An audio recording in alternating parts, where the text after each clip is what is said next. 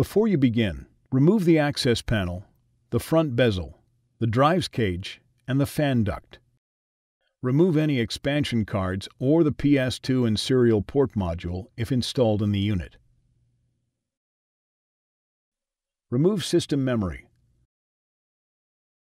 the wireless LAN board, the SD card reader if installed in the unit, the front EMI bracket, the heatsink, and the CPU.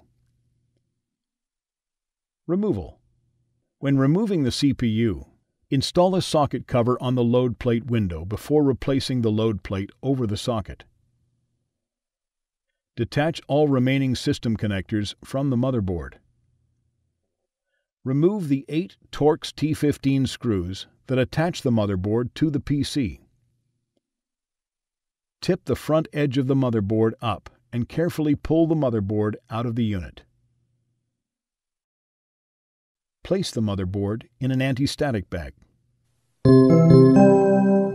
Replacement. To replace the motherboard, carefully tip the rear edge of the motherboard into the unit. Clear connectors away from the edge of the board as you press the motherboard down into place. Replace the 8 Torx T15 screws to secure the motherboard to the unit.